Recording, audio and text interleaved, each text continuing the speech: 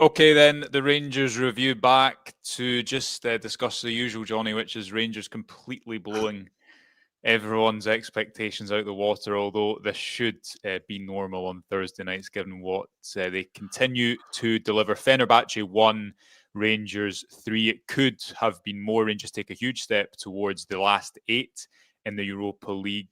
I heard a stat on commentary, Johnny, that Rangers have scored, I think, the joint most goals away from home in the Europa League. Cyril Dessers could have had a hat-trick if not for a couple of marginal offsides. Václav Cerny gets 2 more goals in a season that's had quite a lot of them. And first and foremost, I think you got to give credit to Barry Ferguson and his coaching staff for going away from what Rangers have done in Europe so far, changing shape, and it came to fruition perfectly. And that's another famous Europa League night in what is quickly becoming a collection of them. Absolutely. Josh, first of all, just FYI, you're suddenly not great when it comes to your old Wi-Fi. So if there's anything you can do on that front, fire in. It was an astonishing result. I went into this like many other Rangers fans, I would imagine, going into it thinking this is not going to be a performance or a match to remember.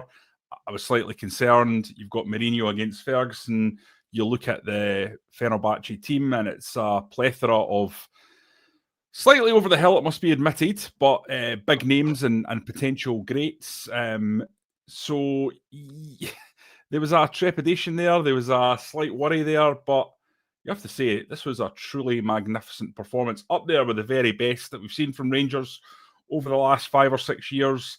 Let's be honest, these 2 goals that were ruled out that would have made it 5-1, those were both so marginal as to call into question the whole situation around VAR. It was infinitesimal, the amounts that these offside calls were made by.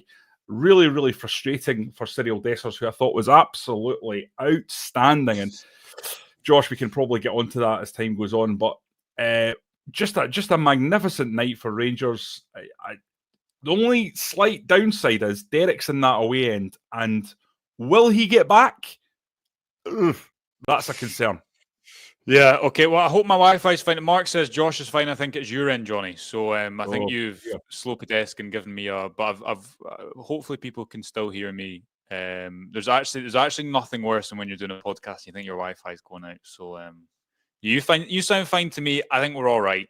Okay. We'll continue on. If people have issues, they can let us know, and we will try and resolve them. You said a big word in there. What was that? What was the word you used to describe offsides? It's a word I've not heard before. Infinitesimal. Yeah, sometimes I think you used to say words that aren't actually words, but I'm not going to question it. So if anyone can corroborate in the comments, that would be great. Right, let's start at the start. Cyril Dessers, Johnny, is some player. This was one of those nights where I think the game suited them. Rangers were able to play into space. They didn't have loads of pace in transition, but Dessers can be quite a strong runner when he's got space ahead of him. And they kind of started as the entire game went on, Rangers, didn't they? Because they got that early goal that was born out of Mohamed Diamandi fighting well at the edge of the box. And it felt like for the rest of the first half, do you know what? There's actually space here for them to go and make more of this if they can just show a bit more composure on the ball. Fenerbahçe had a real threat in the air, and we'll come on to that, how Rangers maybe defended those situations. But Dessers in that first half, and then at the start of the second half, Johnny, he could have left with a hat-trick. Reminded me of that Olympiacos game when he probably could have had a hat-trick too. It was misses rather than offsides on that night. But again, he kind of epitomises his team, doesn't he? Because at home at Ibrox, he's rarely had a game nearly as good as that. When there's space to play into, he seems to be a player who's just much more comfortable, and that was a huge performance from him tonight. It was absolutely brilliant. I think you've hit the nail on the head. This is where Dessers thrives. He is a player who can cause big teams and big players problems.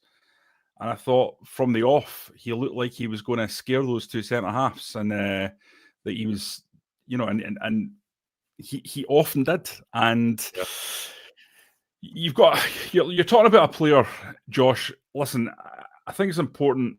He's had a lot of stick, and he's a player that's mercurial. He's a player that's going to give you a different performance one week to the next, and that can be extremely frustrating. And that is absolutely spot on. There's no getting away from it. But when he's at his best, he's a very, very good player. And I think the reason that he's at Rangers is he's not ever found that level of consistency for a prolonged period. But when you look at the 22-goal output, I think it's 22 goals he's got for the season now. You have to say that's impressive. That's in a struggling Rangers squad. It's the 6th of March, and there's a fair bit of the season still to go. I don't think it's beyond the ken of man that he gets the 30 goals this year. And you can't take that away from the guy. So he has done really well, and I thought tonight was perhaps his best performance in a light blue jersey. Yeah, that the performance against USG at home was what previously I think people were saying that a few weeks ago, but I agree tonight because his hold-up play was good. And again, when there's space to play into and there's pressure on him, like the Kilmarnock game away from home, I think that suits him better. Rangers were pegged back. They lost Robin Proper. I thought Jack Butland was going to have a bad night when he made that mistake, because it was a Jack Butland mistake, and you could see that Nico Raskin was criticising him when the camera cut back to Butland after. Hope Proper's okay, because that looked like a sore one. Leon Balogun then kind of lost his man for the goal after that, Jonny, and you thought, are Fenerbahçe now going to click into gear a little bit, and they've pinned Rangers back, having gone 1-0 behind early on. But the flow of the game remained the same, and it wasn't that dissimilar to the Nice game, where you just thought there's so much space here for Rangers to actually play into. Oh, and if they had a bit more pace and moments, they could have capitalised on it. Václav Cerny's goal before half-time, again, it's made by Dessers. We saw this when he first came to the club, the 2-2 draw at home with PSV, I think it was, where he played that amazing pass through for Rabbi Matondo. Yeah, I don't even think Cerny expected that return pass to come to him tonight. But you're talking about Dessers' numbers there. Cerny's have been, for a loan signing, I remember speaking to someone at the time of the deal, and they said, look, if you look at he's had a couple injuries early in his career, and he's not had a great season. He's not played much in the Bundesliga. But there's a belief that if he can replicate the season he did, I believe it was the season prior, 22-23 with FC20, where he had one of the best goals and assists return in the Eredivisie, then he can be a really successful loan signing. And I think he has been, Jonny. I think the issue is more often than not being players around him. But your thoughts first and foremost on that second goal, which is probably goal of the night. Yeah, it was wonderful. The interchange between the two of them just showcases once again that they do have this really good relationship, that when Dessers is on form, when he's right at it, they have something there. And it was strange watching it, Josh, in real time, because it felt like that pass, the ball ran for quite a long time. You know, it was like, initially I thought he'd overhit it, and I thought, it's poor. But as the play continued and as the ball rolled, it just seemed to fall exactly perfectly for Cerny in a way that you couldn't sort of compute looking at the TV screen. Yeah. And then Cerny, I've got to give him credit, because it was a really, really good finish on a reverse angle to kind of reverse that ball back across. And he gives the keeper absolutely no chance. But it's the pass that makes it. It's the pass that's the really, really difficult part. And it's just a terrific team goal and a terrific move. And, you know, it knocked the stuffing out of Fenerbahçe, because I think they'd been in the ascendancy for maybe 20 minutes at that point, after Rangers obviously going ahead. They got their goal back, and they had a good period. But Rangers, in getting that goal, I think they seized back control of the game, and they just didn't really let it up, did they? And second half, I thought it was even better than the first. Yeah. We'll get to some comments to Jonny. Midnight Star Citizen says, when is Dio going to get the credit he deserves? Thought he was good tonight, played a big part for that first goal. James says Raskin was immense. He had a lot. He didn't have to sit at the base of midfield with that three-man central defence behind him, and I thought he was very good as a result. Tony says Barrie set his team up brilliantly. Sterling says head keeper says Sterling fits their left winger. Yeah, I thought that was actually again maybe a subtle little twist in the game, but it felt like Alan St. Maximin was starting to get the better of Ridvan, and as soon as Sterling came on, he closed him down so aggressively, and he can be such a good 1v1 defender. I thought that was another little addition. Sorry, go on. The minute he came on, Josh, he gave him a real dull one, and he won the ball, but it was a real physical, full-blooded, 100% challenge. And I think San Maxime, who I don't know if he likes the rough stuff, he's certainly a talented player, and he can glide past people at pace, and he's electric when he gets going. But I think Sterling sort of sent him notice there that there's a new sheriff in town. You're not going to have the same enjoyment that you've had against Ridvan. And from that point on, I thought he looked after him. There was one point, I think he was up against Raskin. He was up against, it wasn't Sterling, it was someone else. He glided past him, cut inside, but then he ballooned it wildly over the bar. But he's been a good player for many years. I remember seeing him at Newcastle. He's kind of another kind of up and down talent, but on his day, he was very good. And yeah, Sterling absolutely sorted that out as it was becoming an increasing danger. Yeah, Stephen says credit to Barron too, which is a fair comment. First game back and gave a disciplined performance. Let us know in the comments who you thought your man of the match was. Alistair says, unusual to see a team play two big strikers back through your immense. And that's why I think you need to give Barry Ferguson credit, because not only did Fenerbahçe have their two strikers, but they made a substitution at halftime, which meant they were effectively attacking the box with three men. I thought Balogun was in the air, was excellent when he came on. Suter was pretty commanding a few last-ditch moments. Tavernier didn't really put a foot wrong. And probably matching Fenerbahçe there, that wasn't meant to rhyme, but did. Matching them in the box made sense because that felt like their biggest threat. Butland had to make a really strong save at the end. And if it's 3-2, that maybe changes the dynamic at Ibrox next week, Johnny. But just being able to match Fenerbahçe in the box in a way that Rangers maybe wouldn't have been able to if they hadn't started their experienced centre-halves tonight in isolation, I think worked quite well. Yeah, made a huge difference, and Fenerbahçe were clearly dangerous. One thing I would say, Josh, sorry, I mean, that's all I've got to say about that. I thought, listen, both Suter and Leon Balogun were absolutely terrific. Robin Proper obviously had that really hellish-looking knock. I'm not sure what Jack Butland was doing there. That was crazy. If he'd hit another player like that, he's off, from the opposition side. So he's going in with his eyes closed and his head down. It's pretty dangerous stuff. And although he made a couple of saves, I thought it was a strangely up and down performance. And maybe if you're looking for a negative, which I'm not trying to do, but if you're looking for a negative, I thought Jack Butland was probably the one that you just sort of say, it's a continuation of this slightly ropey form of his. But there were so many other players that performed fantastically on the night. You could list them off, 5, 6, 7, 8, who performed to the top of their level. Just on the return leg at Ibrox, Josh, listen, it would be foolish to write off Fenerbahçe and Jose Mourinho. But one thing I would say is Rangers can say, come at us. And they're never more dangerous as a team than when they've got space to play into and when they can counter-attack. And I think there's going to be a lot of chances for them at Ibrox. So it's one of those where Rangers really do, unless they absolutely have a catastrophic performance, have one foot in this quarter-final. Because the way it plays out, it plays to their strength. So they'll never have a better opportunity than they will in this game. Now, of course, all it takes is a moment of magic from one of their excellent players. Edin Dzeko comes up with something out of nowhere 4 or 5 minutes in the game and silences Ibrox, and all of a sudden the pressure's on and it's suddenly a different proposition. But looking at it right now, you couldn't have hoped for a better scenario, really. I suppose if the 2 goals hadn't been chalked off, then you're through. But they were chalked off rightly. They were very, very, very, very marginally offside. And I suppose the first goal for Rangers was so very, very marginally over the line that kind of at least half evens itself out.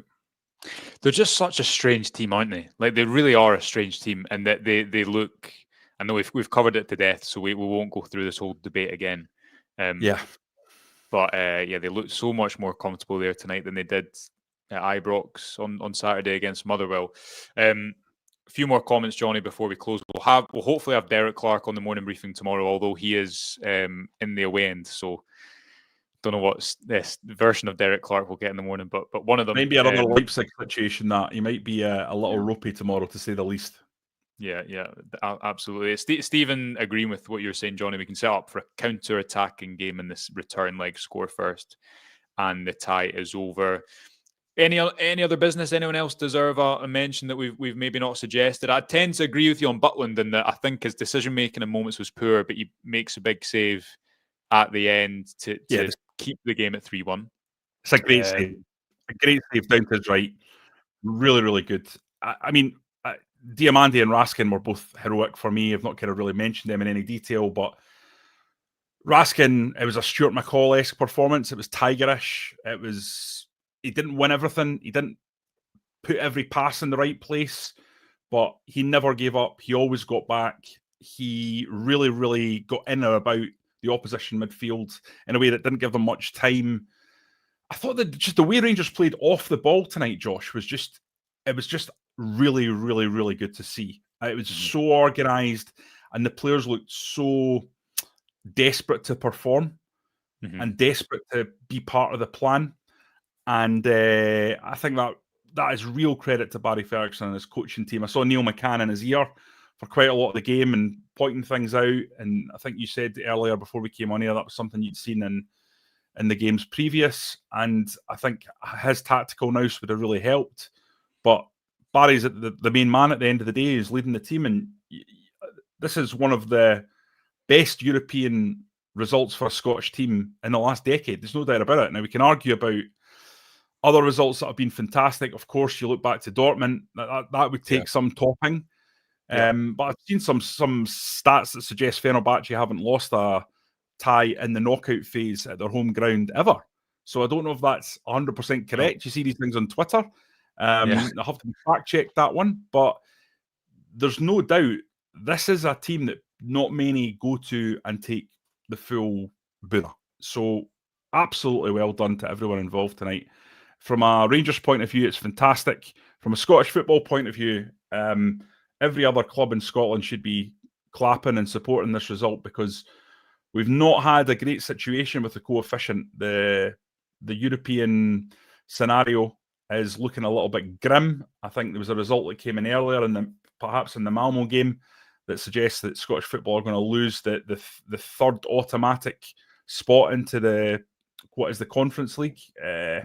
So that's a blow. So to have a result like that tonight and to give Rangers the opportunity to go further, it really is fantastic for the entire game here, and shows, Rangers have had a lot of criticism, but Josh, as we've been consistently saying on this show, there are good players in that squad. There are, and there is a good backbone of younger players there. Players like Jeff Day, players like Connor Barron, players like Egaman that can be a real benefit to this squad over the years ahead. And that's work that's been done in the summer. Everyone gets upset over the domestic situation, rightly, because it's totally unacceptable. But it's maybe just a wee reminder that the next manager has got stuff. He's got tools to work with there. Yeah, agreed. A reminder that this video is brought to you by S1 Jobs. If you are looking to make a change, perhaps, then S1 Jobs is the best place for you. Loads and loads of options in the Central Belt. In Glasgow, you can see all the information on the ticker below if you are looking to hand in a transfer request of your own. Right, we'll leave it there, Johnny. Loads of coverage and reaction to come for you on the Rangers Review. You can hear from Barry Ferguson and Mourinho soon on the YouTube channel. Josie is going to be box office Chris Jack, isn't he? Yeah, you will. Listen, that's going to be on the channel. Get ready for that, and when it drops, I'm sure it'll be everything that you hope it's going to be. Chris will be there to talk to the, I would imagine, slightly perturbed, slightly upset special one. Yeah, maybe. You said it. Loads more reactions to come for you over the weekend too. We'll be back in the morning. Remember to subscribe to the YouTube channel if you've not done so for free. Still £1 for 6 months over on the website too if you want to access all the best Rangers journalism every day. But until then, thanks for watching. I'm sure you enjoyed your night. Enjoy the rest of it. And we'll speak to you in the morning. Bye.